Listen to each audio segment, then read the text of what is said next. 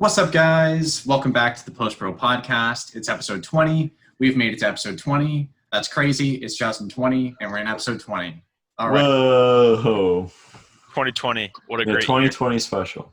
2020 special. Like to start off this episode of the podcast with the acknowledgement of the recent passing of Chadwick Boseman. Rest in peace. It was very sad to hear. Pretty crazy, all that happened. Yeah. Especially after we watched The Five Bloods. Yeah. And pretty crazy that he made all those movies. Yeah. What was going on? I'm all suffering from that. Yes. What a guy. Rest in peace. Yeah. Just in the middle of like a shoot, it's like, hey, Spike Lee, I gotta go do chemo real quick. I'll be back. I think that literally happened though. I mean, I don't think he was telling everyone, but That's crazy. He was taken way too young. Yeah. And I- it's crazy because he didn't even really get to film that many movies because he just started getting big. So Mhm. Yeah. He didn't really do a lot. Yeah. he did 42. He did the Chuck Berry movie, I think, right? Yeah. Well, yeah. Yeah, I mean, About it. I didn't like Black Panther, but I think it was still an important movie to be made and all that. And, Well, yeah, and I it think obviously helped. I know I was pretty harsh on Black Panther, but one of the only things I really did like about the movie was his portrayal of Black Panther. He was I the agree. Black Panther. He was Black Panther. Yeah. Yep. Mhm. It was pretty also crazy that I believe he passed on Jackie Robinson Day. Yeah, he did. Yeah, that was pretty crazy. It's pretty heartbreaking. Yeah. But I'm sure everyone's heard enough about that. That was Right. big news. I guess I will mention Grizzly 2. So there was a movie filmed in 1983. It was starring a young George Clooney, a young Laura Dern, and a young Charlie Sheen before any of them were really big. So this is looking back on it, this is pretty crazy star power, but at the time it wasn't that insane. And it's just a movie about a bear terrorizing 3 people at a film festival. It's probably gonna be pretty silly and pretty fun, but Yeah, and it got shelved, so now it's seeing the light of day. So So- I'm actually pretty hyped for this. I'm not gonna lie. So is it a sequel to Grizzly? yeah, I guess it's a sequel to a movie called Grizzly. I've never heard of Grizzly. Neither have I. yeah, maybe there's this is where some here. I mean, we Yeah, talked I know, about it 1976 Grizzly. Anyone notable in it? I don't think so. Christopher George, Andrew Prine, Richard Jackal. Nope. No names that I recognize. No, I know none of those people, but I'm very excited for this random shelved movie to come out. It's Yeah. pretty sick. So do we know anything about its release? Is it coming to streaming, or is it like Let me look at this article a bit harder. They have the trailer out for it. oh my god. Oh, Oh, I man. typed in Grizzly on Letterboxd, and if you look at the third film from 1998, Mhm. moly. Did you guys see that? No. Hold on. Oh, the Bear with poster? me, class. Oh, wait, 1990. Wait, what are you talking about? I typed in Grizzly. No, Oh yeah, no, I see that. Colin, on Letterboxd, and it was the third one up. We're looking at 1976. No, I Colin. know, but I was just like, okay, Oh, Grizzly fun. And no. then I saw That that, is pretty fun, actually. and I was like, huh. I wonder Oh, if that that's one has nice, better yeah. reviews. No, it has no reviews. So for anyone that is wondering, it's a gay porn that we're currently Yeah. looking at. So that's very nice. Oh, bro. yeah, there's a different poster too. So Thank you, Colin, Yeah, I don't see for that. All right. The tagline. Oh my god. Sebastian, you wanted to talk about Tenet's box office? Yeah, so far Tenet's doing pretty well internationally. They haven't released North American box office as of right now, but we're sitting at about $58 million internationally. It did really well in the UK, and it's not doing well in China as you could expect, but looking pretty good. It might break even. All of us except Noah, we all saw it last night, and my theater was pretty packed. So Ours was not. Oh yeah, my Yeah. theater was slam packed. There was every seat that you could imagine was full. So, Nice. So there was wow. someone 2 to your left, 2 to your right? Yep. Wow. Hmm.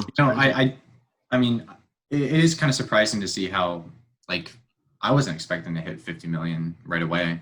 Yeah, no, neither was I. I think I domestic. mean, it's certainly, Yeah, it might break even. I mean, like Yeah, maybe. it's really hard to tell. they're projecting that they'd have to make 400 to 500 million to break even. Right, And and I that think makes on the sense. lower side of that. Right, and on each delay apparently cost Warner Brothers like $200,000 to $400,000 in marketing expenses. Wow, I guess in marketing, yeah, but still. Yeah. Yeah, that's So- crazy. It's a rough time for money in movies right now. So Yeah. I mean, it is what it is. But once it opens up wide release here, the 3rd or 4th, I can see it at least doubling what internationally it's done so far. I So, think it's yeah, gonna do. I think it's gonna do good because I I think mean, Nolan has a draw, man. it'll definitely do better than I was expecting, at least. I don't know Yeah. about Yeah. good necessarily. Yeah, I think it will break even, but And then, of course, you got the whole theory going that your multiple viewings will help it. So Yeah, that going yeah, multiple times is going to help the box office too. I almost think Nolan did that on purpose, just so he can get more. So he he can. knew more Rona. much When he money. was writing the Yeah. script, he was like, "Okay, so there's gonna be a pandemic. How do I maximize this? That could be part of the marketing. The movie you have to see three times. times. Yeah. Oh my god, dude! Probably I mean- should have been. Yeah, it definitely needs another viewing though. So Yeah. Definitely. Is that the most we're gonna talk about Tenet? probably. Today? Yeah. Well, let's Yeah. announce it. Let's announce it right now. So this upcoming week, probably we'll have it out by the weekend. We're gonna do a little discussion, and we're gonna have a special guest on, and it's gonna be great. It's gonna be a good time. So Hopefully, keep we'll an have a eye out for special that. guest on. Yeah. Well, I don't want to do it without the special guest. So Oh, sure. anyway, And, moving on. I guess speaking of Tenet, we saw the teaser for Dune. We saw the teaser for Dune coming out later this year in front of it. And the official trailer, the first official trailer, is coming out September 9th. Really excited about that. The teaser was cool, to say the least. It Yeah. looked like I mean, I just got Blade Runner vibes. I mean, the whole time. I mean, it is Villeneuve, but I mean, Yeah. like, but it like the cinematography. I know it's not Deakins, but like the color palette and everything, it looks very similar to 2049, and I'm okay with that. I'm very excited for it. So Yeah. it's good. I don't think many people aren't looking forward to it. So Well, I'm sure that many people are not looking forward to it, Thomas. Looking forward to a Dune adaptation in 2020. Come on. All Everybody the knows what that is. classic Lynch fans are going, no. You're No, ruining my favorite film. I'm sure there Um, is someone out there that has David Lynch's Dune as their favorite film of all time. I'm sure sure. there's somebody. Yeah, Yeah. sure. There's a lot of people in the world. Exactly. There's got to be one, right? Yeah, let's all right. So, does anyone else have movie news? Anything? Yes. Pretty slow week. It's been a pretty slow week. We got- Were you No, gonna I say said something? we got Noah's movie news coming up. Yeah, we do have my movie news. Thank you for interrupting me, Thomas. You're welcome. So, interestingly, I guess I mostly just found this interesting. So, Benny Safdie has been cast in the new PTA. Did you guys see this? Yes, I did see that. Jordan It is told us about it very last neat. night. Yeah, so he is playing like a politician from Los Angeles County, and the like stills that we've gotten suggest that the movie is going to be set in 1971. So it's not like huge news or anything, but I just found it interesting that like it's definitely going to be a period piece of some sort, and probably a 70s one, which is fun. I mean, he hasn't really done that since Boogie Nights, so Yeah. I'd also like to say happy birthday to Keanu Reeves. If you're watching this, happy birthday, Keanu Right, yeah. Reeves. Yeah. So, hey, yes, happy birthday. Man, the myth, the legend. I don't He think did do you'll Inherent watch it, Vice. Doesn't Inherent Vice count? oh, I guess yeah, I forgot about Inherent Vice. I like that movie a lot, but I always forget about it. Yeah. I really haven't gotten into PTA, so that's probably on my next director to go through. Recommend it. Yeah, I've always wanted to. I just haven't had the chance because he doesn't really have as much interest as I think I should have in him. No, yeah, that makes sense. I That's mean, I a good definitely point. wasn't that Fair. interested in him until like I saw my first movie of his. And I was Have like, you wow, seen really good? Punch Drunk Love? Yeah, I have, but like Yeah. I thought it was good, but it just didn't really give me Sure. the drive to want to watch more of his movies. So Yeah. I'll get there. Well, I'll get there soon. I feel that. I feel like Punch Drunk Love is a very selective Same one. with Anderson. I like Wes Anderson, but like I don't know. I haven't really gone through Well, his whole Yeah, I mean, filmography he has a yet. very specific style too. I guess love the other I Anderson love does as well, Fantastic but Mr. yeah. Fox. I love Fantastic Mr. Fox, but It's a good one. yeah, it's basically I've only seen that and then Grand Budapest, and Yeah, that's about it. I've only seen Fox, Grand Budapest, and Moonrise Kingdom, so I'm on the same boat as you. Yep. That's another director I'd like to go through pretty soon. So I've got two I've got to do a long journey on after I've done my epic Nolan marathon. So now I've got to work on my next director. Yeah, you're probably sick of blockbusters by now. Yeah. All right, so I guess we should move on to what we watched this week. I had a very slow week. You guys mind if I just knock through it real quick? Because I really didn't watch. I actually didn't watch much. I feel like you say this every week. Man, I had a slow week. I didn't really watch much, and it's No, I mean, I had a pretty slow week. So, I mean, all I really watched this week, I'm just going to go through it real quick because I have nothing to really say about any of these movies. I watched Dark Knight Rises. I watched Ted, which, I'll quickly touch on Ted. I fucking love Ted. I really don't care what anyone says. That movie's fucking hilarious. And, I think it's great. That's really all I have to say about Ted. I watched Jason X because it's just so bad but so good and so stupid. It has like my favorite Jason kill in the whole out of all of them. Honestly, it's because it's just so fucking funny. I watched first two Bill and Ted's. They're great. First one's great. Second one's not bad. And I was gonna watch the third one this week, and I was gonna talk about it, but my mom wants to watch it with me, so I'm like, all right. What's funny? The first two together, so. You know what's funny? I had the exact same situation. My mom wants to watch it with me too. Yeah. So there you go. Are either of you going anywhere to see it? I'll probably rent it at home. Yeah. Well, because I looked around. There's like nowhere showing it like anywhere. The closest is Amstar. But I guess I haven't really looked. I mean, I'm not gonna drive that far for it, so sure. It's kind of a drive from where I am, Thomas. Really? Yeah, it's kind of a drive from where I am. But anyway, so I'm waiting to see Bill and Ted 3. I most likely will probably watch it next week or this upcoming week. I watched Interstellar. It's a great movie. Love it. I saw Dunkirk to finish off my Nolan marathon before Tenet, and I think Dunkirk's great. I thought it was great. It just, I put in my review. I don't think it's as effective as it is seeing it in a movie theater because I think that's Nolan's most theater movie. I would even say that above Tenet. Yeah. I would say that even above after seeing Tenet because it's just the sound design of the movie is really great and the score. It's a very score and sound design based movie, and you have to have a good setup for it to really be effective. And I don't have either of those, so it's really not as effective watching it on my TV as it was seeing it the first time in the theater. Because first time I saw it in the theater, I was blown away. It really did blow my mind. Anyway, I saw Jurassic Park yesterday before I saw Tenet in the theater, and I love Jurassic Park, and I thought it was great seeing it on the big screen, and really nothing much to say about that. I think it's a great movie. I saw Tenet, won't really talk too much about it. I just was slightly disappointed. But it's a great action epic because that's basically the best way to put it. It's an action epic, and that's really all I can really say about it without going too much into it because I don't really want to talk about it. And then I watched Night Moves. Sebastian, I don't know what you mean by a slow week because you did what 3, 4, 5, 6, 7, 8. That's 9, what I'm saying. You watched 11 movies, Sebastian. You did go through them pretty quickly, but still. It's like I got nothing much to say about him. That's fair. I watched Jason X just because I fucking felt like it, man. That movie's so bad. Have any of you seen that movie? It's so bad. No. Okay. I'll talk about the one kill in the movie because it's just so ridiculous. So I'll just set up this premise really quick because this movie I honestly recommend watching at least once because it's just so fucking stupid. So Jason is he is frozen in time. And he gets waking up from his cryogenic slumber in 23,000 or whatever, some ridiculous amount of time. And the Earth is dead, and these people have come back to Earth on a spaceship, and they find Jason and this girl that he was trying to kill, and they were both cryogenically slumbered. And so they're like, "Oh my God, let's save them!" And they save them, and they bring Jason on the ship.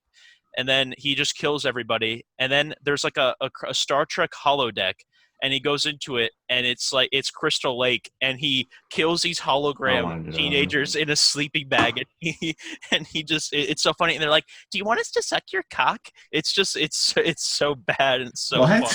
Yes, I do. Yeah, I've It's- heard a it's lot so- of things about that movie. It's so great. All I ever So- knew was it was Jason in space. And Yeah. It's great. It really is. It's ridiculously stupid, and I honestly love it for that because it's just so bad, so good. Anyway, enough of the Jason X. So speaking of an actually slow week, I only watched 4. Oh no, the usual. But and 2 of them were just kind of, oh damn. 2 of them were just kind of old comedies from when I was a kid because my mom decided to get me both of these for my birthday, which was nice. I mean, I even love Meaning of Life, all of the 3 Monty Python movies. I'm not really going to talk about it now for something completely different because I don't adore it. Solid. Yeah.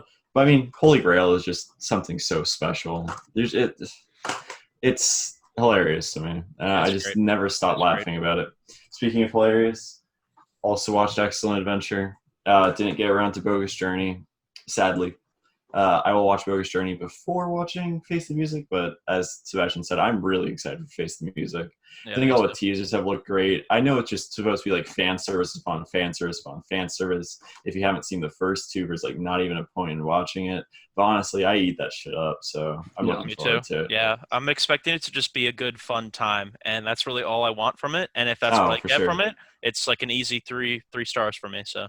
Yeah, I mean, I don't need anything better than that. I mean, if I get good laughs out of it, I will be smiling even after finishing it. I'm not expecting a masterpiece, so you know. Mm-hmm. I watched Tenet with my boy Collin and some old post-pro members, and yeah, I think it was really good. And I think I was one of the people that was really kind of not looking forward to as much, especially after the news about them like traveling other countries. I was starting to get kind of worried, but a lot of the things that I was really worried about was not nearly as bad as I thought they would have been. It was just different problems altogether, but we will talk about that in the actual Tenet talk because Noah here has not seen it yet. Yeah. Gosh, and really darn it. Like released nationwide yet, so oh yeah. Good point. Okay. And then I watched Night Moves. Collin. All right. On to you. I watched a lot of movies in theaters this week. Actually, a few. I watched a few.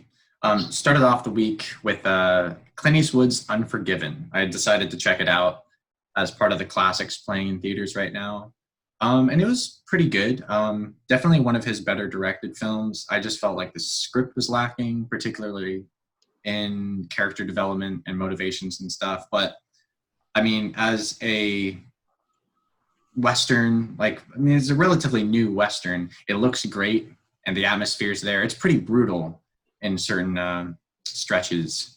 And the finale was really good. So, I mean, overall, I enjoyed it. There were just some things I didn't really care for. Finished on my Christopher Nolan marathon this week with Dark Knight Rises, which I think is really good. I kind of flip-flop between Dark Knight and Dark Knight Rises as my personal favorite. I think Dark Knight's better, but I feel like Rises, after rewatching this again, I was like, man, I really like this one. So it's good. Had the chance to see Empire Strikes Back in theaters, which was awesome. A big Star Wars fan, so seeing it in theaters was like a dream come true. Classic Star Wars film. So that's pretty cool. Also started school again, and with that comes film school classes where we watch films. So watched The Graduate this week, which was a good one. It was actually really good. I really enjoyed it. It was surprisingly funny. I didn't think it was going to be as funny as it actually was. Like, it was laugh out loud hilarious at times, and Dustin Hoffman is really good at it. Yeah. I loved his character and how his character changes throughout the film. I think there were some rushed aspects of the central romance and all, but I enjoyed it. It was a good time. Art of the Cinema is the class I'm taking. So I don't know the full list of films, but we're going to be watching some like Psycho and Who's Afraid of Virginia Woolf.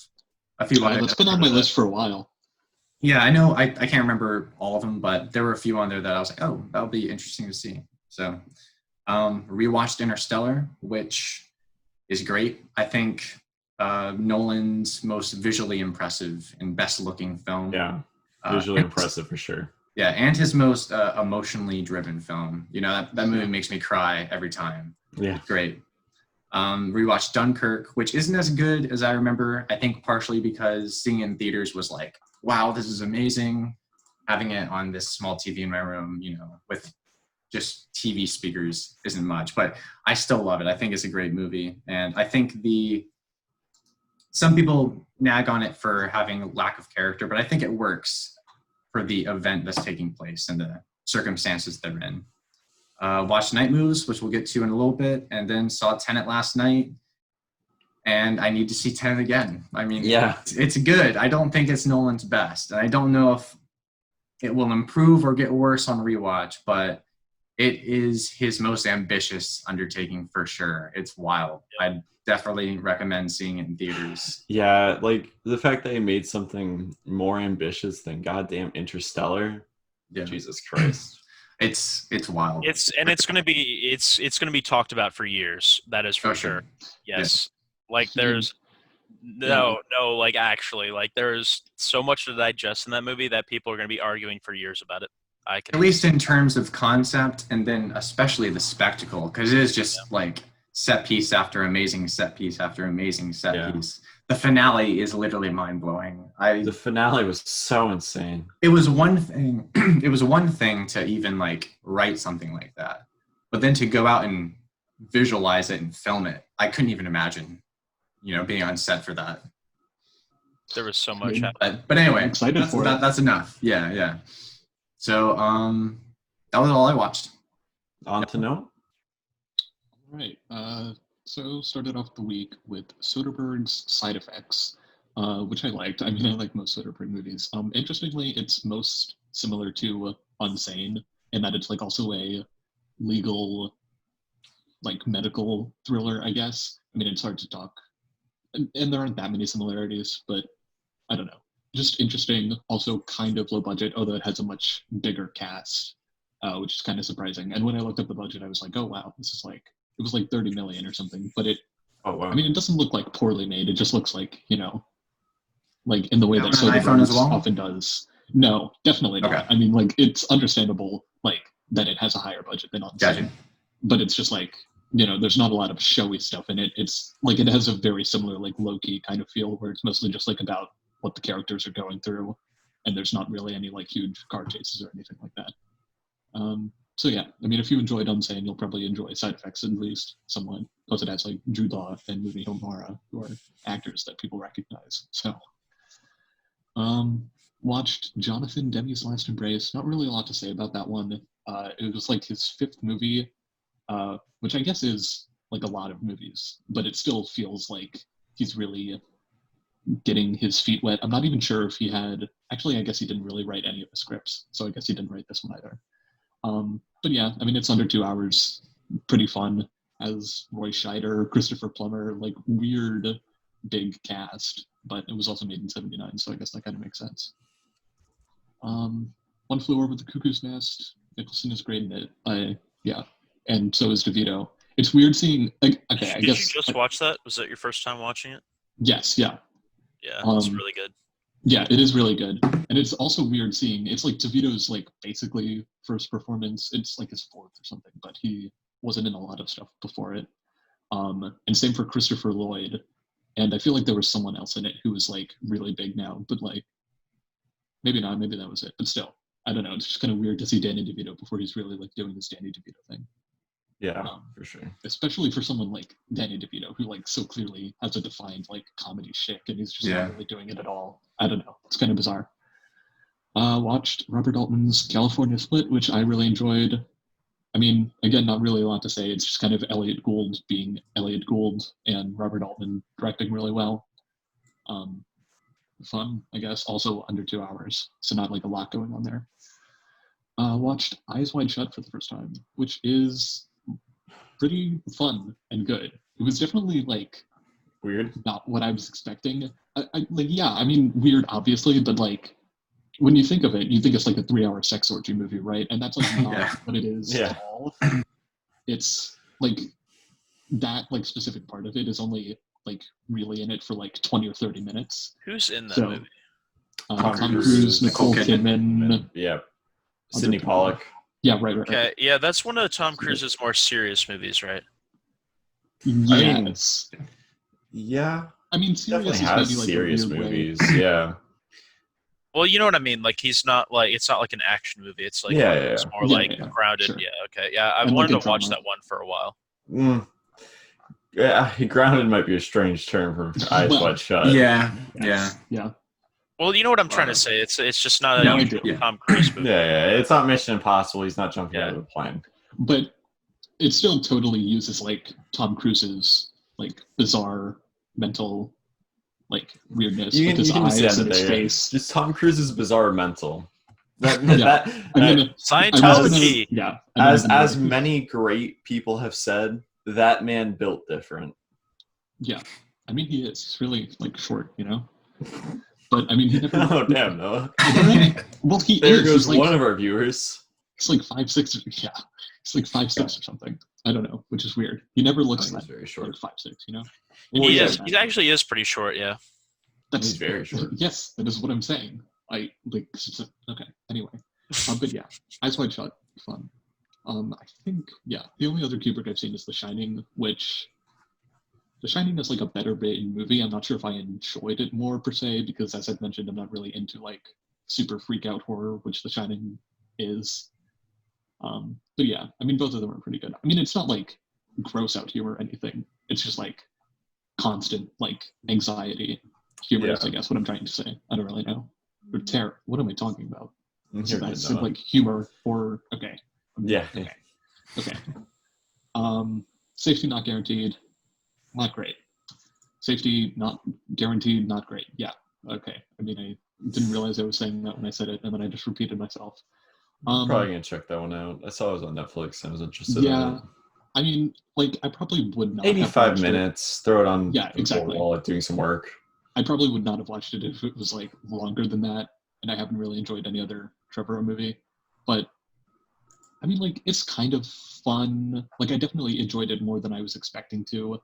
But like, all of the resolution is just like really bad and not satisfying at all. Better And Book if of you- Henry? Yes, definitely. Although, I mean, Book of Henry is like much more bizarre. Right, So I don't yeah. know. You might have more fun watching that. And yeah, like Safety Not Guaranteed, like you think the main plot, well, at least I did, maybe because I'm kind of stupid. Like I thought it was going to go in like a weird way, and instead it's just like a very traditional, like indie type romance thing, and I was really disappointed by that.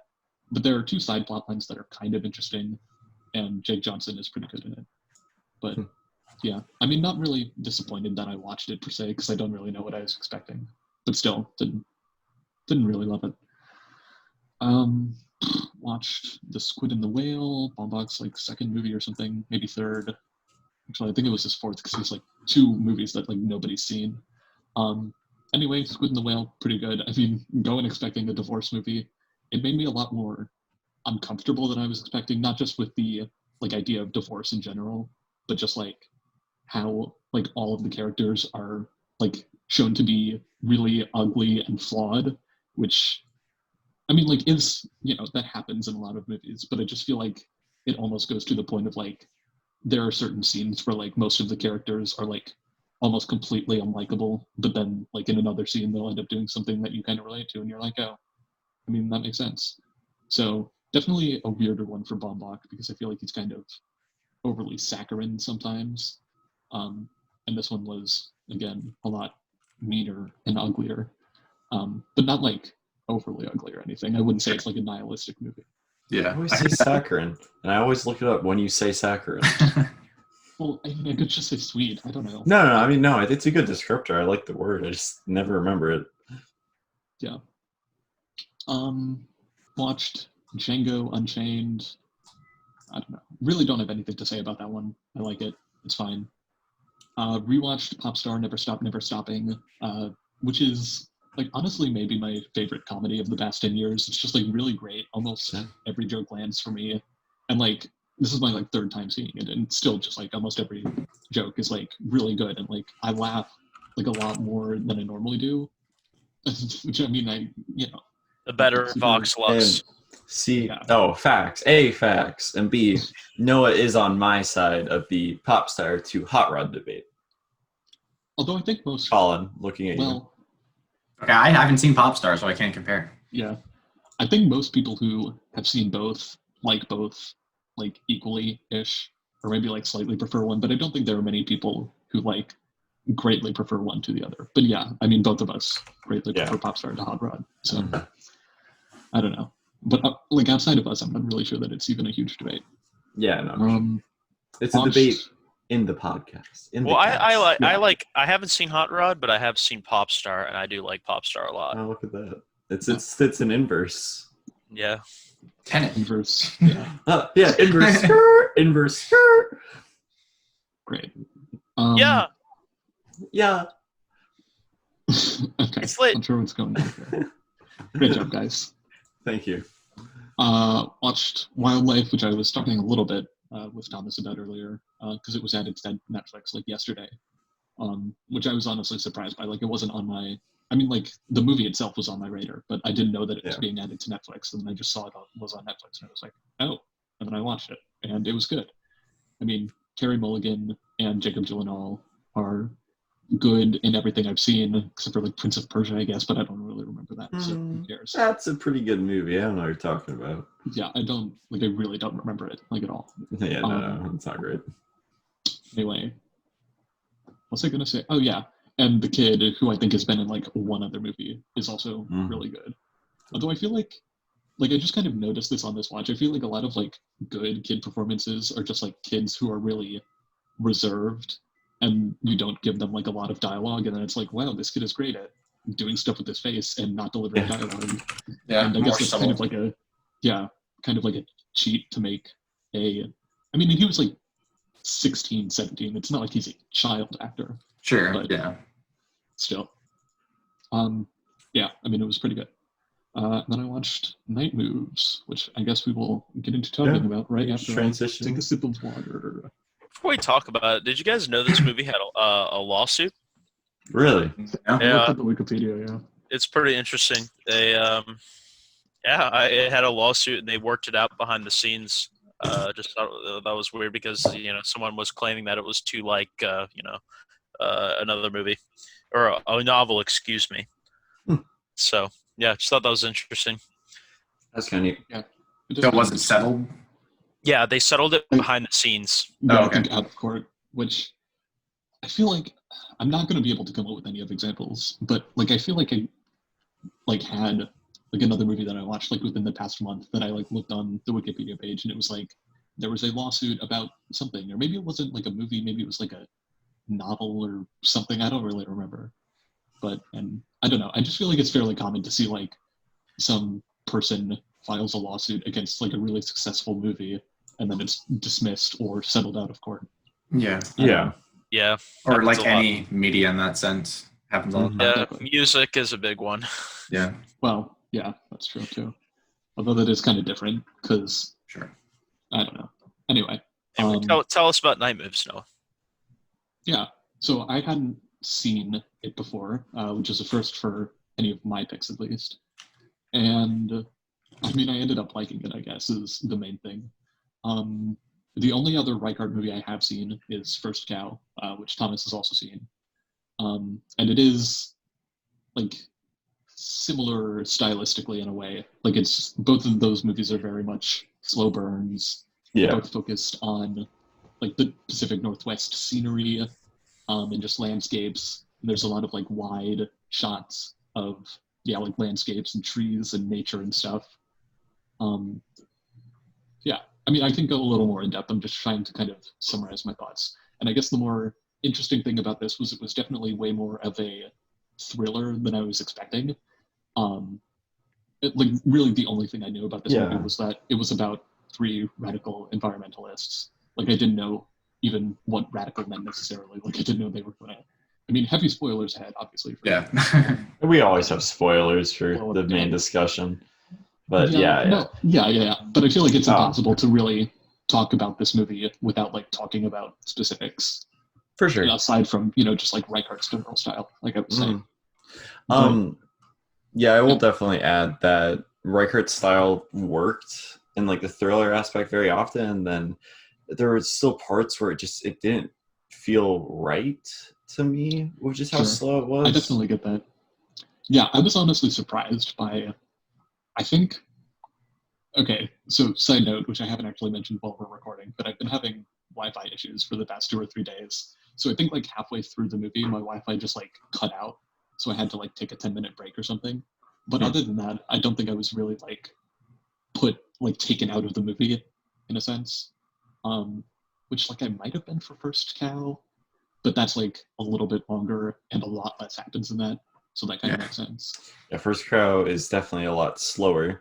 Funnily enough, this is definitely Kelly Reichardt's like fastest paced movie I've seen so far. Yeah.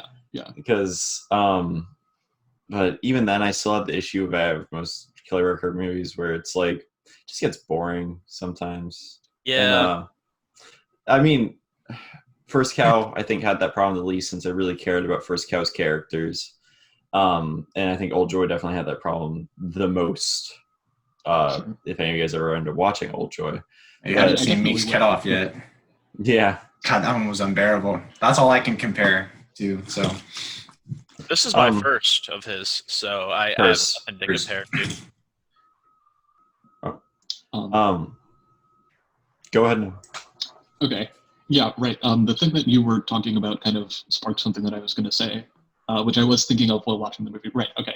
So it's about, and I even saw this in Collin's Letterboxd review, but like another thing that I find interesting and like maybe even under-discussed about her filmography is there isn't a lot of overt characterization, but I feel like all of the actors are really good at like giving off specific vibes, and her direction is really good at like pulling out like different character traits. Like you can, especially in this one, you can tell like the difference between the 3 main characters and also between everyone else, even though there's like not a lot of dialogue.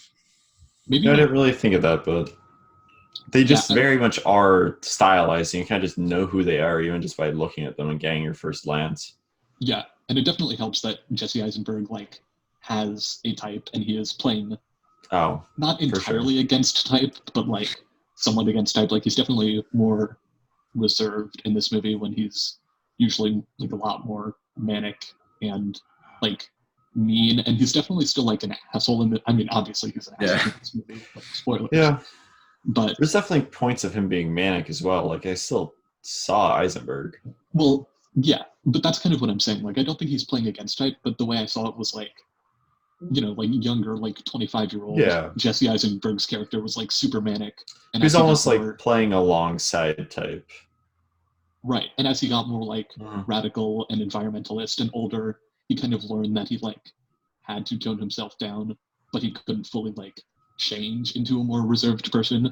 So you can tell, like, especially when they're like planning before they're actually like on the boat, like he's very often like just sort of sitting there, and like you could tell that he's worrying, but he's not saying anything until something starts to go like really wrong, and then he's like, okay, you have to make sure this goes right. Yeah. But he never like, right, exactly. Which I mean, rightfully so, obviously. Yeah. Yeah, I will say that all 3 of the main performances were also solid. I didn't like some of the dialogue, like just in terms of the writing, but I think just in general, the performances. I thought that Peter Sarsgaard was really good as well. Yeah, I thought he was really good. Yeah, all 3 of the leads were really good, but Peter Sarsgaard for me was like the standout. I agree. What I was going to say. I don't really think there was as much of a standout for me. I mean, I guess like Dakota Fanning is maybe like slightly weaker than the other 2, but like not by much, and she definitely has a lot more to actually do, whereas the other 2 are definitely like a lot more reserved.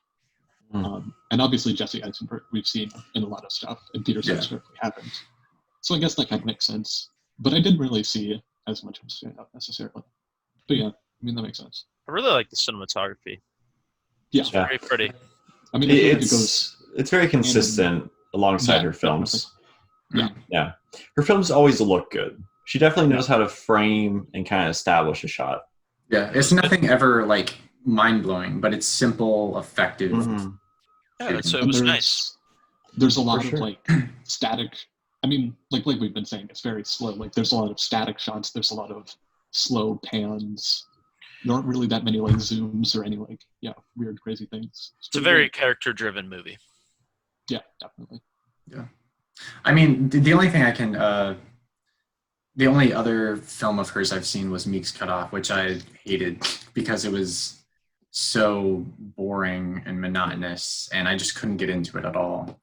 And that one was only like 80 minutes. So I have to admit, I was a bit hesitant going into this because I was like, man, hour 40, am I going to be able to survive? You know, it's part of the reason why I didn't want to watch First Cow, because I heard it was also really slow and it's like 2 hours. Yeah, I think you'll probably like First Cow less. Yeah, so sure. That's what I was thinking after I saw this, because I did like this one much more than Meek's Cutoff. I'd definitely be interested in hearing your thought on First Cow, though. Yeah, me too. Maybe I'll get around to it. I mean, you don't have to if you don't want to. Yeah. I thought the first half of this movie was way better than the second half, though. I thought the second half was pretty slow compared I'd agree. to kind of the first half. I definitely agree with that as well. I was more invested in the first half than I was the second. I don't like the family drama that much. Yeah, me neither. It's kind of what took me out of it. Well, what do you mean by the family drama? Well, Just, I guess not. I guess not the family, but there's the family he's living with. Sure. No, I figured that's what you meant, but also like Dakota Fanning sort of has like a family of her own, so I just wasn't sure which one you were. I meant the like one going on with Jesse Eisenberg. Yeah. That's part of the reason why I felt like there could have been a little bit more character development, maybe with those characters in particular, like Catherine Waterston. She's kind of there and doesn't really do anything, but she is she apparently did do a few things. I think I just wanted a bit more from that dynamic within that family and where Jesse Eisenberg's living, because I thought that the what happens with Dakota Fanning and his character is pretty interesting. That I would have much preferred if it had just stayed on that rather than kind of what happened. Right. Yeah. I'd agree. But I agree with what Sebastian said. The first half is really good because it's a very tense movie. I wasn't expecting it to be as gripping as it was. And as like much of a slow burn as it is, it's really well paced, I thought. Only a few times did I feel like some scenes went on a bit too long, or like certain shots stayed. I was like, okay, when's this shot gonna end? But that was really I really enjoyed the pacing and atmosphere, especially. And I think the cinematography and the score is also really subtle, and I think adds. Right. I totally forgot about that. But yeah, that's really good. And I like, especially like, I mean, I guess I really was just like noticing it because it's only, but anyway, like the very end, like the last shot, there's just like score, and then it like goes directly to credits. And I just was like, wow, this is like a good score, and it keeps up the mood like the entire time. Yeah. Mm-hmm. I mean, it can also be said of like the cinematography and everything. Yeah. But yeah. Good sense of atmosphere all around, I think. But though the ending, I did feel a little, maybe not let down is the right word, but I feel like I wanted a bit more from the ending. It just kind of ended, and I was like, okay, I think I see what you're saying or where it was going, but I don't know, it just didn't hit me quite like certain other scenes earlier in the film did. I think I wanted a bit more from that ending. I would have definitely liked more. I think I kind of agree, but I guess I'm not sure if I like knew this or if I had just like heard this. I think I had like just heard that the ending is like weird and like a little bit off-putting and like not entirely resolute. So I kind of went in expecting like a not great ending, and then I was like, well, I mean, that was fine.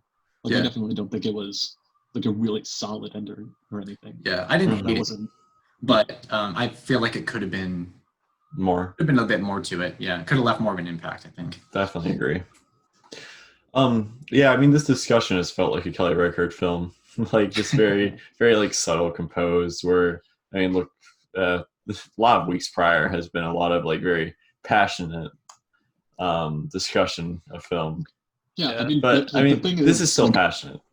Yeah, but I mean, like, all of us like enjoyed this movie, but none of us. Yeah, for sure. I mean, I really haven't talked the most of all of us, but you know, I thought it was fine. I just don't really have much really to say about it. I just thought the first half I was pretty interested in, and then the second half kind of just lost me. And then I thought the directing was fine, the acting was pretty great, the cinematography was pretty, and it was pretty nice. And that's really all I have to say about it. There's really nothing to kind of dissect about the movie. I think it's pretty straightforward. So Yeah, I feel that.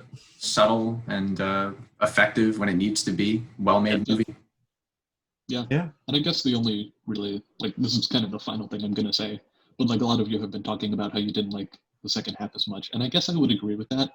But there is definitely like a tonal shift from like Jesse Eisenberg is being paranoid and he doesn't really need to be because everything seems to be going fine. Yeah. To all of a sudden he's like not paranoid enough and everything is going like really badly for him. And That's actually something I really liked about the movie.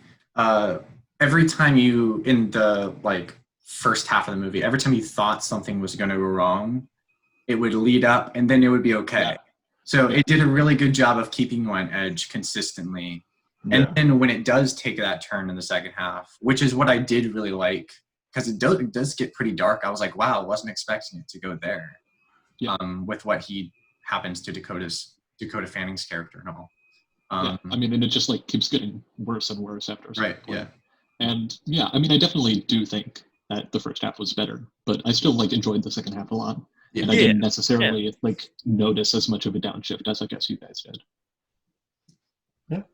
Anyone else have anything So- else to say? No, I'm good. no, I'm just Yeah. ready for this next pick.